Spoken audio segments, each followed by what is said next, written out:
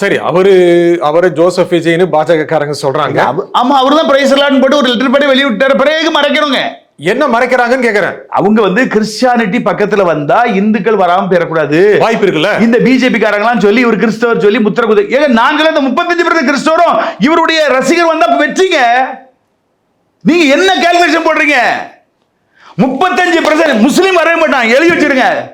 ஒரு முஸ்லீமும் இவர் பக்கம் வர மாட்டான். இல்ல, கணிசமான பேர் போவாங்க. ஏங்க அதெல்லாம் 1-2ங்க வராதுங்க.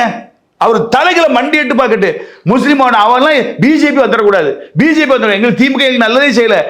திமுக ஊழல் கட்சி தான், ஆனாலும் பிஜேபி வராம இருக்க அவரு தான் தடுப்பாரு அப்படின்னு சொல்லி அந்த ஒரு பிரம்மையில இருக்காங்க. பிஜேபி மேல உள்ள பயம் திகில் கலக்கத்துல திமுக சைடு நிக்காங்க. ஒருத்தன் திமுக சைடு வர மாட்டான். முஸ்லீம் தான். கிறிஸ்டியன் வந்துருவாங்க. கிறிஸ்டியன்ஸ் வர்றதுக்கு தான் நான் பாடுபட்டு இருக்கேன். வந்துருவாங்க. ஆனா இவரு தன்னை கொஞ்சம் காட்டணும். அவங்க வாங்கன்னு கூப்பிடணும். இந்த கிறிஸ்துமஸ் ஃபங்க்ஷனை கூட நடத்த மாட்டார். 2ஆம் கட்ட தலைவர் வச்சு நடத்துவாங்க. எனக்கு அது சரியா தெரியல.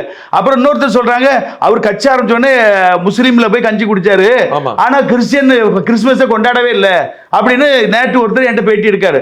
என்ன மடக்கிறாரு.